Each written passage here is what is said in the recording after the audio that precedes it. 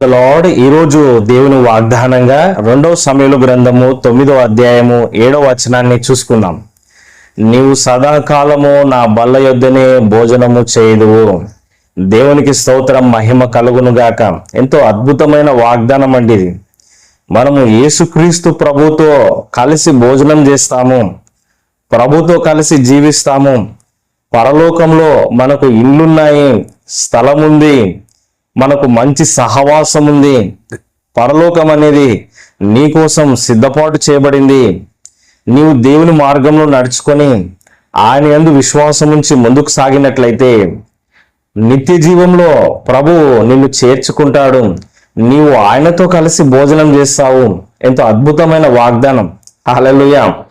ఇదిగో నేను తలుపు యొద్ద నుండి తట్టుచున్నాను, ఎవడైనను నా స్వరము విని తలుపు తీసిన ఎడల అతనిలోనికి నేను వచ్చి నాతో అతనితో నేను సహవాసం చేస్తాము, మేము భోజనం చేస్తాము అని చక్కటి వాగ్దానము ప్రకటన గ్రంథంలో మనం చూస్తా ఉన్నాం.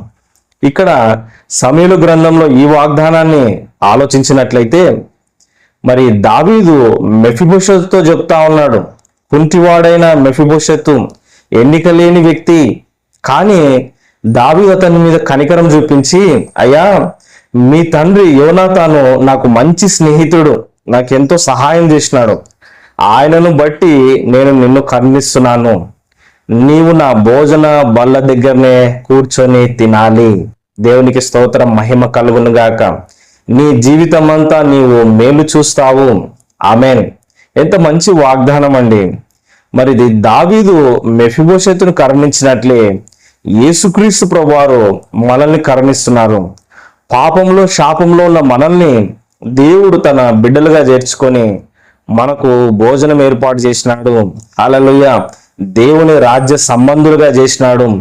ఆయనతో కలిసి మనము ముందుకెళ్ళడానికి దేవుడు మార్గాన్ని ఏర్పరిచినాడు.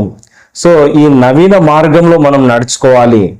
దేవుడిస్తున్న ఈ కృపను మనం పొందుకోవాలి. హల్లెలూయా. ఆయన మార్గంలో నడుచుకోవాలి. దేవుని కనికరాన్ని పొందుకొని ఆయనతో మనం సహవాసం చేస్తే మనకు